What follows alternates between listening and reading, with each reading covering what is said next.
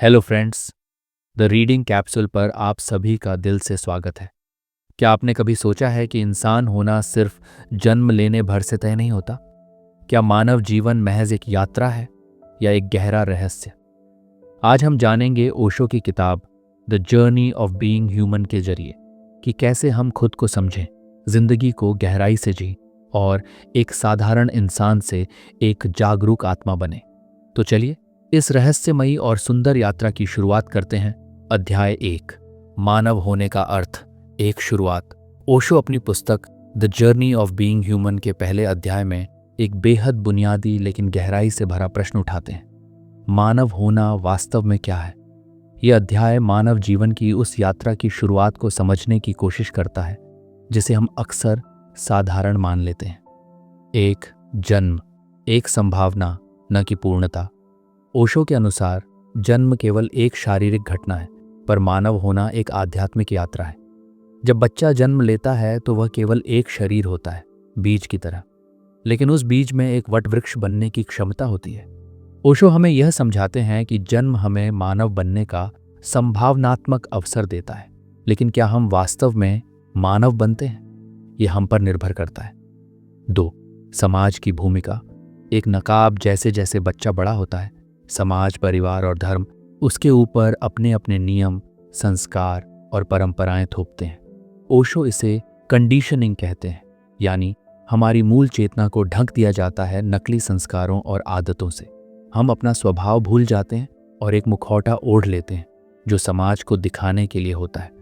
यही मुखौटा हमें स्वयं बनने से रोकता है। 3, चेतना की नींद। इस अध्याय में ओशो ये भी समझाते हैं कि अधिकांश लोग अपनी पूरी जिंदगी नींद में जीते हैं, जागरूकता के बिना। हम सोचते हैं कि हम निर्णय ले रहे हैं, पर वास्तव में हमारे निर्णय हमारी कंडीशनिंग का हिस्सा होते हैं। ओशो कहते हैं कि जागना यानी सचेत होना ही असली मानव बनने की शुरुआत है। 4, विकल्प का जन्म। एक बार जब इंसान यह समझ जाता है कि वह अब तक जैसे जी रहा था वह उसका असली स्वरूप नहीं था, तो एक विकल्प जन्म लेता है। क्या मैं वहीं रहूंगा जो दुनिया ने मुझे बनाया, या मैं अपने भीतर झांककर खुद को खोजूंगा? ये विकल्प ही मानव यात्रा की पहली सच्ची सीढ़ी है। मानव होना एक जागरूकता की क्रांति। ओशो के अनुसार मानव होना एक सतत विकास है, आत्मा की उस नींद से जागने की प्रक्रिया जिसे हमने जन्मों से संजो कर रखा है। पहला अध्याय एक स्पष्ट संदेश देता है, तुम पैदा नहीं हुए हो एक तैयार मानव के रूप में, तुम्हें बनना है, और यह प्रक्रिया भीतर से शुरू होती है, बाहर से नहीं। अगर हम अभी तक सो रहे हैं तो फिर जागना कैसा होता है, और क्या हम सच में खुद को पहचान सकते हैं बिना समाज के बनाए ढांचे के? जानने के लिए सुनिए अध्याय 2, जहां ओशो बताते हैं जागरण का पहला अनुभव कैसा होता है और कैसे भीतर की यात्रा शुरू की जाती है। अध्याय 2, चेतना का प्रथम स्पर्श, आत्म जागरण की शुरुआत। बार अपने जीवन की यांत्रिकता को समझता है, तब उसके भीतर एक क्रांति का बीज अंकुरित होता है। यह अध्याय उसी क्षण को समझाता है जब इंसान पहली बार जागता है, बाहर की नहीं, अंदर की नींद से। 1, पहला झटका, मैं कौन हूं?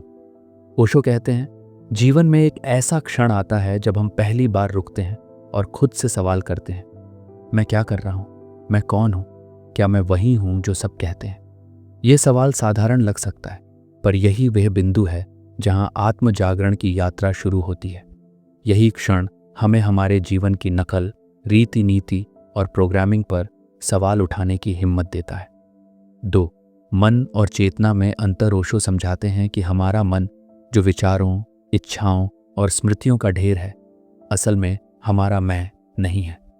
हमने खुद को अपने विचारों से जोड़ लिया है, परंतु चेतना विचारों से परे है। मन बदलता रहता है, पर चेतना साक्षी बनी रहती है। मन संदेह करता है, चेतना देखती है। मन उलझता है, चेतना शांत रहती है।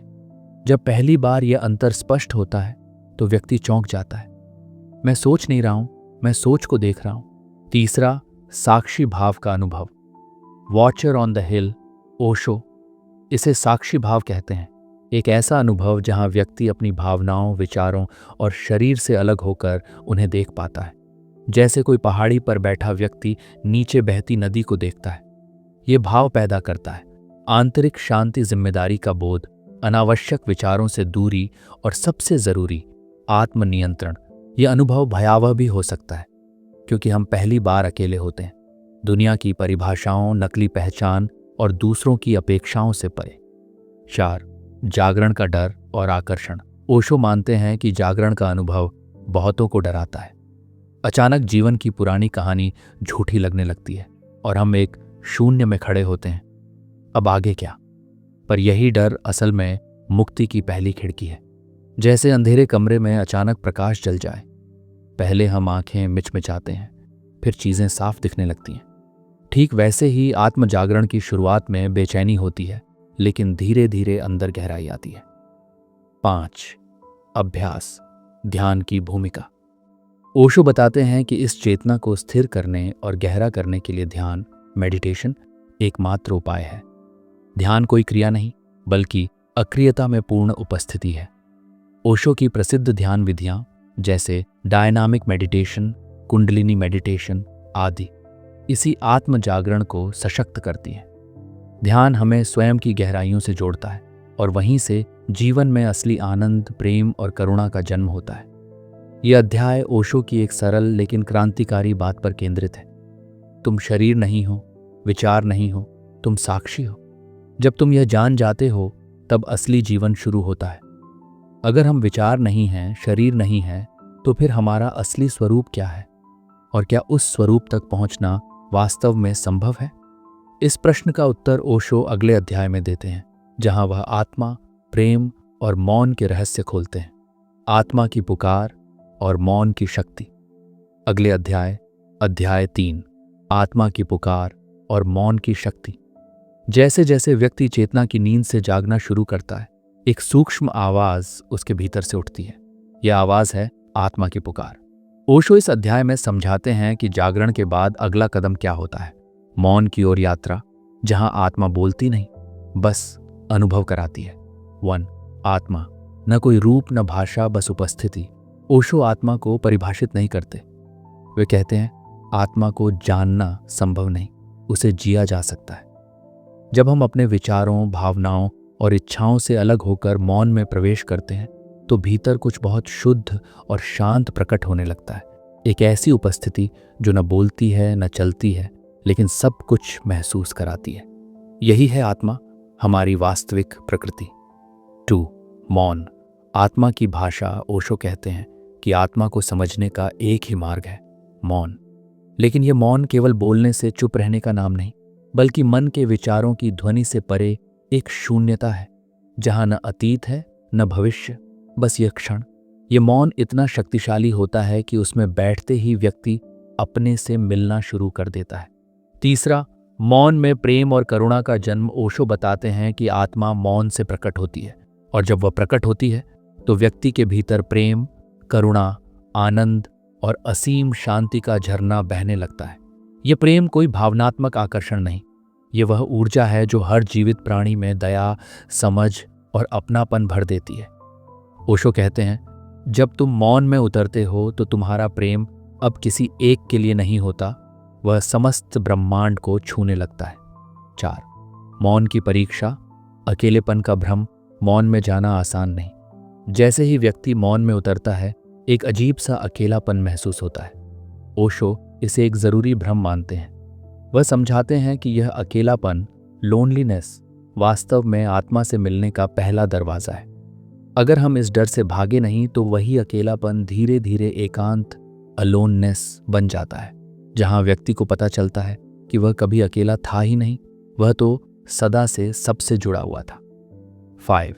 मौन के अभ्यास, ध्यान की गहराई। ओशो यहाँ ध्यान की गहराई को और स्पष्ट करते हैं। वे कहते हैं कि मौन कोई साधारण अनुभव नहीं, ये एक विस्फोट है जिसमें मन की परतें गिरती हैं, अहंकार गलता है और व्यक्ति पहली बार स्वतंत्रता का स्वाद लेता है।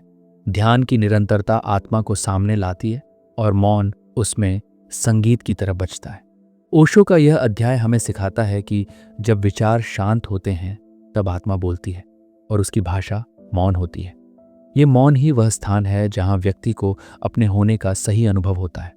न नाम, न पहचान, न धर्म, न समाज, बस वह स्वयं। जब आत्मा मौन में मिलती है तो क्या यह आत्मा अमर है? और मृत्यु के बाद क्या होता है उस मौन का?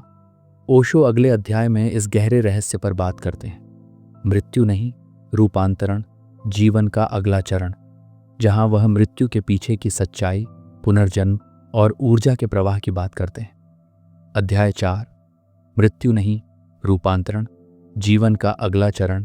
ओशो के अनुसार मृत्यु कोई अंत नहीं है, बल्कि एक रूपांतरण है, एक पड़ाव जहां जीवन अपने अगले अध्याय में प्रवेश करता है। इस अध्याय में ओशो मृत्यु के रहस्य से पर्दा उठाते हैं और दिखाते हैं कि मृत्यु को भय से नहीं, समझ से देखना चाहिए। 1. मृत्यु, शरीर की समाप्ति, आत्मा की यात्रा नहीं। ओशो स्पष्ट करते हैं कि मृत्यु केवल शरीर का अंत है। शरीर एक वस्त्र है जिसे हम पहनते हैं, उपयोग करते हैं और अंत में उतार देते हैं। लेकिन आत्मा, वह कभी जन्म नहीं लेती, इसलिए वह मरती भी नहीं। मृत्यु केवल एक द्वार है जिससे आत्मा आगे की यात्रा पर निकलती है, नए अनुभव, नए जीवन की ओर। 2. मृत्यु का डर, अज्ञान की देन। ओशो कहते हैं कि मृत्यु से डरना एकदम वैसा ही है जैसे कोई बच्चा रात के अंधेरे से डरे, क्योंकि उसे रोशनी का अनुभव नहीं। मृत्यु का भय दरअसल हमारे मन की अज्ञानता और भविष्य की अनिश्चितता से पैदा होता है। लेकिन अगर हम मृत्यु को एक प्राकृतिक प्रक्रिया की तरह देखें, जैसे पत्तों का गिरना, फूलों का मुरझाना, तो यह भय आनंद में बदल सकता है। 3. मृत्यु की तैयारी, जीवन को जागरूकता से जीना। ओशो बार बार इस बात पर जोर देते हैं, मृत्यु की तैयारी जीवन के हर पल में छिपी है। जब हम हर क्षण को पूरी जागरूकता, प्रेम और मौन से जीते हैं तो मृत्यु एक उत्सव बन जाती है, न कि कोई दुखद घटना। ओशो कहते हैं, मृत्यु से डरना मत, उसके लिए जागरूक हो जाओ। मृत्यु तुम्हें समाप्त नहीं करती, वह तुम्हें शुद्ध करती है। 4. पुनर्जन्म, कर्म और ऊर्जा का चक्र। इस खंड में ओशो समझाते हैं कि आत्मा कैसे अपने कर्मों और इच्छाओं के कारण पुनः जन्म लेती है। जब जीवन में कुछ अधूरा रह जाता है, कोई इच्छा पूरी नहीं हुई, कोई क्रोध या मोह बाकी रह गया, तो आत्मा पुनः उसी धरातल पर लौटती है। ओशो इसे ऊर्जा का चक्र कहते हैं, न कि कोई धार्मिक कल्पना। जब तक भीतर शून्यता और समर्पण नहीं आता, यह चक्र चलता रहता है। 5वां, समर्पण से मोक्ष, मृत्यु से परे जाना। ओशो के अनुसार जो व्यक्ति अपने जीवन में पूरी तरह मौन, प्रेम और जागरूकता में जीता है, उसकी मृत्यु मुक्ति बन जाती है। ऐसा व्यक्ति फिर जन्म नहीं लेता, क्योंकि उसने अब जीवन को सीख लिया है। वह ब्रह्मांडीय चेतना में विलीन हो जाता है, जैसे बूंद समुद्र में मिल जाए। ओशो कहते हैं, मृत्यु अंत नहीं है, वह अंतिम द्वार है, जहां से या तो तुम फिर से लौटते हो या सदा के लिए विलीन हो जाते हो। मृत्यु का सच जानने वाला व्यक्ति ही जीवन को गहराई से जी सकता है, बिना भय, बिना पश्चाताप और बिना मोह के। अगर आत्मा मृत्यु के बाद भी यात्रा करती है, तो क्या मृत्यु से पहले ही उस अंतिम मुक्ति का अनुभव संभव है? इस प्रश्न का उत्तर मिलता है अगले अध्याय में। जीवन मुक्ति, मृत्यु से पहले मरना और जीवन में पूर्ण स्वतंत्रता। अध्याय 5, जीवन मुक्ति, मृत्यु से पहले मरना और जीवन में पूर्ण स्वतंत्रता। ओशो के अनुसार सबसे बड़ी क्रांति तब होती है जब इंसान मृत्यु से पहले ही मर जाता है, यानी अपनी सीमितता, अहंकार और भ्रम से मुक्त हो जाता है। इस अवस्था को ओशो जीवन मुक्ति कहते हैं। यह अध्याय हमें सिखाता है कि कैसे हम जीवन में रहते हुए ही स्वतंत्रता, शांति और पूर्णता प्राप्त कर सकते हैं। जीवन मुक्ति क्या है? जीवन मुक्ति का मतलब है कि तुम अपने पुराने मैं को पूरी तरह से छोड़ दो, अपने छोटे ईगो, झूठे पहचान और कंडीशन्ड सोच से। ये कोई भौतिक मृत्यु नहीं, बल्कि आत्मिक मृत्यु है, जहां पुराने बंधन टूट जाते हैं और तुम सचमुच स्वतंत्र हो जाते हो। ओशो कहते हैं, जब तुम अपने भीतर के सारे डर, गलतफहमियां और सीमाओं को छोड़ देते हो, तभी तुम जिंदगी में जीवित होते हो। 2. अहंकार की मृत्यु। जीवन मुक्ति का पहला कदम है अहंकार की मृत्यु। अहंकार वह पहचान है जो हमें अलग थलग रखती है। मैं वह हूं, मेरा अधिकार है, मुझे यह चाहिए। ओशो बताते हैं कि जब अहंकार मरता है तो उसके स्थान पर वास्तविक आत्मा प्रकट होती है। यह आत्मा स्वतंत्र है, पूर्ण है और हर परिस्थिति में संतुष्ट। 3. बंधनों से मुक्ति। जीवन मुक्ति का मतलब है अपने अंदर के सभी बंधनों को छोड़ना। इच्छा के बंधन, क्रोध के बंधन, मोह के बंधन और सबसे बड़ा बंधन मृत्यु का भय। जब ये बंधन टूट जाते हैं तो व्यक्ति पूरी तरह से मुक्त हो जाता है। ओशो इसे निर्वाण की अवस्था भी कहते हैं। 4. जीवन में पूर्णता और आनंद। जीवन मुक्ति के बाद व्यक्ति केवल जीवित नहीं रहता बल्कि हर पल को पूर्णता और आनंद के साथ जीता है। जीवन के छोटे छोटे क्षण भी उसका उत्सव बन जाते हैं। ओशो कहते हैं, जीवन मुक्ति वह अवस्था है जहां जीवन में न तो चिंता होती है, न भय, न द्वेष, केवल शुद्ध प्रेम और मौन। 5. जीवन मुक्ति की साधना। यह अवस्था किसी बाहरी साधना या धार्मिक अनुष्ठान से नहीं आती। ओशो बताते हैं कि जीवन मुक्ति के लिए आवश्यक है स्वयं के प्रति ईमानदारी, जागरूकता और निरंतर ध्यान और मौन का अभ्यास। जीवन मुक्ति कोई मंजिल नहीं बल्कि एक सतत प्रक्रिया है जो हमें हर दिन नई गहराइयों तक ले जाती है। यह अध्याय हमें सिखाता है कि जीवन में सबसे बड़ी क्रांति तब होती है जब हम अपने भीतर की मृत्यु को स्वीकार कर जीवन में पूरी तरह से मुक्त हो जाते हैं। जीवन मुक्ति से हम न केवल मृत्यु के भय से मुक्त होते हैं बल्कि हर पल को आनंद से जीते हैं। अगर जीवन मुक्ति संभव है तो क्या हर इंसान इसे प्राप्त कर सकता है? और इसके लिए सबसे पहला कदम क्या होना चाहिए? ये प्रश्न अगले अध्याय में खुलता है। साधना का विज्ञान, जीवन मुक्ति की ओर पहला कदम। अध्याय 6, साधना का विज्ञान, जीवन मुक्ति की ओर पहला कदम। पिछले अध्याय में ओशो ने जीवन मुक्ति की अवधारणा को स्पष्ट किया। एक ऐसी स्थिति जहां व्यक्ति पूरी तरह से स्वतंत्र होता है, मृत्यु और जीवन दोनों से परे। लेकिन यह अवस्था कोई कल्पना या चमत्कार नहीं है। ये एक वैज्ञानिक प्रक्रिया है जिसे समझकर और अपनाकर कोई भी साधक उस दिशा में बढ़ सकता है। इस अध्याय में ओशो उसी मार्ग का पहला चरण बताते हैं, साधना का विज्ञान। 1. साधना श्रद्धा नहीं, प्रयोग है। ओशो कहते हैं कि साधना कोई अंधविश्वास नहीं बल्कि एक प्रयोगात्मक विज्ञान है। जैसे शरीर को स्वस्थ रखने के लिए व्यायाम और भोजन जरूरी है, वैसे ही चेतना को जागृत करने के लिए साधना जरूरी है।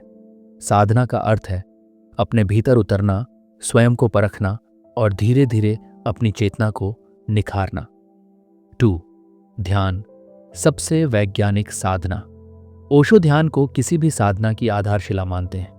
उनका मानना है कि ध्यान कोई तकनीक नहीं बल्कि एक जीवंत प्रयोग है जिसमें व्यक्ति अपने विचारों को देखता है, प्रतिक्रियाओं से मुक्त होता है और अंततः साक्षी भाव में स्थिर हो जाता है। ओशो ने विभिन्न ध्यान पद्धतियां दी हैं, जैसे डायनामिक मेडिटेशन, जहां व्यक्ति पहले ऊर्जा को उगलता है फिर मौन में उतरता है।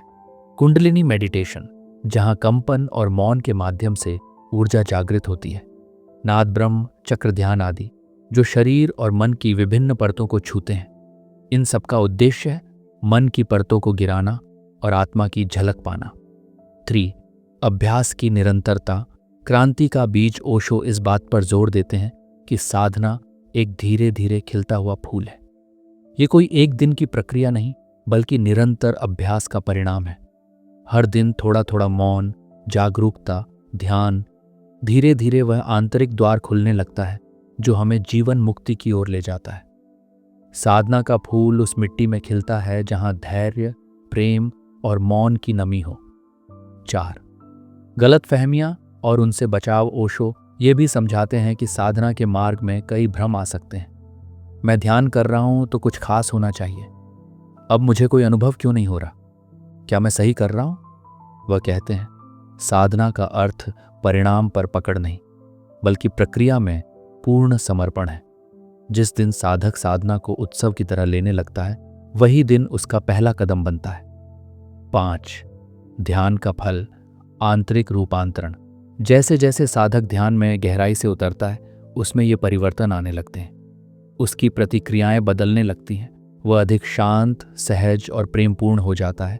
वह स्वयं के भीतर के द्वारों को पहचानने लगता है। यही आंतरिक रूपांतरण बिना किसी जबरदस्ती, बिना किसी तामझाम के जीवन मुक्ति की ओर बढ़ने का संकेत है। यह अध्याय बताता है कि साधना कोई धार्मिक कर्मकांड नहीं बल्कि एक वैज्ञानिक प्रक्रिया है जो चेतना को निखारती है। ध्यान, मौन और निरंतर जागरूकता इस मार्ग के स्तंभ हैं। हर इंसान चाहे वह कहीं भी हो, साधना के द्वारा आत्म स्वरूप तक पहुंच सकता है। अगर साधना जीवन को रूपांतरित कर सकती है, तो क्या समाज और विश्व भी ध्यान के माध्यम से बदला जा सकता है? इसका उत्तर ओशो अगले अध्याय में देते हैं। ध्यान से क्रांति, आंतरिक शांति से बाहरी परिवर्तन तक। अध्याय 7, ध्यान से क्रांति, आंतरिक शांति से बाहरी परिवर्तन तक। अब तक ओशो हमें आत्मा, मौन, मृत्यु, जीवन मुक्ति और साधना के रास्ते पर ले जा चुके हैं। लेकिन अब सवाल उठता है, अगर एक व्यक्ति साधना और ध्यान के द्वारा भीतर रूपांतरित हो सकता है, तो क्या समाज भी रूपांतरित हो सकता है? क्या ध्यान केवल व्यक्तिगत मुक्ति के लिए है, या यह सामूहिक जागरण का भी मार्ग है? इस अध्याय में ओशो बताते हैं कि कैसे ध्यान से ही सच्ची क्रांति संभव है। एक ऐसी क्रांति जो हिंसा, राजनीति या आदर्शों से नहीं, बल्कि भीतर की शांति से शुरू होती है। वट बाहर की क्रांति बनाम भीतर की क्रांति। ओशो कहते हैं कि मनुष्य सदियों से बाहर की दुनिया को बदलने में लगा है। राजनीति बदलो, व्यवस्था बदलो, धर्म बदलो, लेकिन मनुष्य स्वयं नहीं बदला। वह चेतावनी देते हैं, जब तक मनुष्य का मन वही रहेगा, तब तक हर व्यवस्था अंततः हिंसक हो जाएगी, चाहे वह कितनी भी अच्छी क्यों ना हो। इसलिए असली क्रांति बाहर नहीं, अंदर से शुरू होती है। 2. ध्यान, शांति का बीज जो समाज में फैलता है। ओशो ध्यान को ऐसा बीज मानते हैं जो जब एक व्यक्ति में खिलता है तो उसके प्रभाव से पूरा वातावरण बदलने लगता है। एक शांत व्यक्ति अपने चारों ओर भी शांति फैलाता है। उसका व्यवहार, ऊर्जा और दृष्टिकोण दूसरों को भी प्रभावित करता है। यही ऊर्जा एक दिन सामूहिक रूपांतरण का कारण बनती है। ओशो इसे आंतरिक व्यवस्था कहते हैं। एक आंतरिक व्यवस्था जो जब संतुलित होती है तो बाहरी दुनिया भी संतुलन की ओर बढ़ती है। 3. ध्यान से हिंसा नहीं, करुणा जन्म लेती है। क्रांति का मतलब केवल सत्ता परिवर्तन नहीं, बल्कि हृदय परिवर्तन है। ओशो बताते हैं कि ध्यान में उतरने वाला व्यक्ति हिंसा करना छोड़ता है, दूसरों को बदलने की जगह स्वयं को बदलता है, और समाज को सुधारने की जगह समाज के लिए प्रकाश बन जाता है। ये क्रांति तलवार से नहीं, मौन की रोशनी से होती है। 4. नया मनुष्य, न्यू मैन का सपना। ओशो इस अध्याय में अपने न्यू मैन के विजन को प्रस्तुत करते हैं। एक ऐसा मनुष्य जो वैज्ञानिक हो, लेकिन आध्यात्मिक भी, तार्किक हो, लेकिन प्रेममय भी, स्वतंत्र हो, लेकिन जिम्मेदार भी। ये नया मनुष्य ही भविष्य की आशा है, और उसका जन्म ध्यान से ही होगा, न किसी आंदोलन से, न किसी क्रांति से। 5. शिक्षा, परिवार और संस्कृति में ध्यान का प्रवेश। ओशो कहते हैं कि अगर हम सच्चा बदलाव चाहते हैं तो ध्यान को स्कूलों में, घरों में और नैतिक शिक्षा में लाना होगा। जब बच्चा ध्यान सीखेगा तो वह अहंकार नहीं, समर्पण सीखेगा। जब माता पिता ध्यान में होंगे तो परिवार एक मंदिर बन जाएगा। यहीं से एक नया समाज जन्म लेगा, ध्यान पर आधारित समाज। ओशो ध्यान को केवल व्यक्तिगत मुक्ति का नहीं, बल्कि सामाजिक क्रांति का भी माध्यम मानते हैं। वह कहते हैं, ध्यान से ही मनुष्य में करुणा आएगी, और करुणा से ही संसार में शांति। ये अध्याय बताता है कि ध्यान केवल आंखें बंद करने की क्रिया नहीं, बल्कि एक क्रांतिकारी ऊर्जा है जो मनुष्य और समाज दोनों को बदल सकती है। अगर ध्यान समाज को बदल सकता है, तो क्या ध्यान के मार्ग पर चलने वाले व्यक्ति को भी दुनिया से टकराना पड़ता है? क्या ध्यान की राह अकेले चलने की है, या समाज से जुड़कर उसे रूपांतरित करने की? इस गहरे द्वंद्व का उत्तर ओशो देते हैं अगले अध्याय में। संन्यास, अकेलेपन से एकात्मता तक की छलांग। अध्याय 8, संन्यास, अकेलेपन से एकात्मता तक की छलांग। इस अध्याय में ओशो एक अत्यंत गहन और गलत समझे गए विषय पर बात करते हैं, संन्यास। बहुत से लोगों को लगता है कि संन्यास का अर्थ है दुनिया को छोड़ देना, परिवार त्याग देना, गुफाओं में चले जाना। लेकिन ओशो इस पारंपरिक सोच को तोड़ते हैं और बताते हैं कि संन्यास का वास्तविक अर्थ है जीवन में पूरी तरह होना, लेकिन उससे बंधे बिना जीना। यह अध्याय हमें अकेलेपन से निकलकर अस्तित्व की एकात्मता तक पहुंचने की कला सिखाता है। 1. संन्यास, त्याग नहीं, रूपांतरण है। ओशो संन्यास को किसी वस्तु का त्याग नहीं मानते, बल्कि वह कहते हैं कि यह एक आंतरिक निर्णय है, जहां व्यक्ति मोह से ऊपर उठता है, लेकिन जीवन से भागता नहीं। वह समाज में रहता है, पर स्वतंत्र चेतना के साथ। सन्यासी वह है जो बाहर से तो सामान्य दिखता है, लेकिन भीतर से पूर्ण रूप से जागा हुआ होता है। दूसरा अध्याय, अकेलापन बनाम एकांत, ओशो।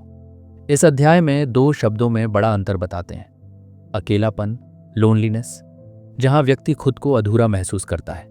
एकांत, अलोननेस, जहां व्यक्ति को अपनी पूर्णता का अनुभव होता है। सन्यासी अकेले नहीं होता, वह पूर्णता के साथ स्वयं में स्थित होता है। वह दूसरों पर निर्भर नहीं होता, लेकिन उनसे प्रेम करता है, बिना किसी अपेक्षा के। 3. समर्पण। सन्यास की पहली सीढ़ी ओशो के अनुसार सन्यास की शुरुआत होती है समर्पण से। यह समर्पण किसी व्यक्ति या गुरु को नहीं, बल्कि अस्तित्व, एग्जिस्टेंस को होता है। जब व्यक्ति जीवन को एक उत्सव की तरह स्वीकार करता है और कहता है, मैं कुछ भी नहीं जानता, लेकिन जो भी होगा मैं खुला हूं, तो यही समर्पण उसे सन्यास की ओर ले जाता है। छोर, नए सन्यास की अवधारणा। ओशो ने नए सन्यास का विचार दिया, जिसमें व्यक्ति न तो समाज से भागता है, न ही जिम्मेदारियों से डरता है, बल्कि जीवन को पूरी तरह से जीता है, लेकिन बिना चिपकाव, बिना स्वार्थ और बिना भय के। सन्यास अब कोई भगवा वस्त्र नहीं, बल्कि भीतर की मौन क्रांति है। तुम बाजार में हो सकते हो, लेकिन बाजार तुम्हारे भीतर ना हो, यही सन्यास है। 5. सन्यास का फल, सहजता और आनंद। ओशो बताते हैं कि सच्चा सन्यासी किसी पहचान के पीछे नहीं भागता। वह न संत बनना चाहता है, न सिद्ध, वह केवल होना चाहता है, जैसा वह है उसी रूप में। इस स्वीकृति से जो सहजता जन्म लेती है, वही जीवन का आनंद बनती है।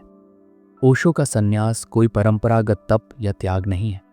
यह जीवन की गहराई में उतरने का साहस है, जहां व्यक्ति हर भूमिका निभाता है, लेकिन उसकी जड़ें मौन और स्वतंत्रता में होती हैं।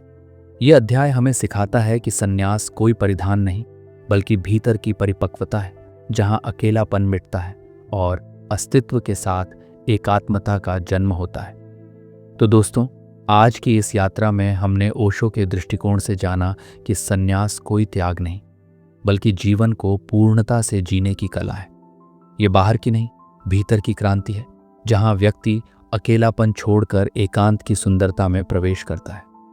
अगर इस विचार ने आपके भीतर कोई हलचल पैदा की है, तो एक पल रुकिए, स्वयं से यह प्रश्न कीजिए, क्या मैं सच में अपने जीवन को जागरूकता के साथ जी रहा हूं, या बस जिए जा रहा हूं? अगर इस वीडियो ने आपको कुछ नया सोचने को प्रेरित किया है, तो वीडियो को लाइक करें, अपने विचार और सवाल कमेंट में ज़रूर बताएं और इस संदेश को शेयर करें, ताकि और लोग भी अपने भीतर झांक सकें। अगर आप ऐसी और गहराई भरी बातें सुनना चाहते हैं, तो चैनल को ज़रूर सब्सक्राइब करें। धन्यवाद। और याद रखिए, यात्रा बाहर की नहीं, भीतर की होती है। भीतर की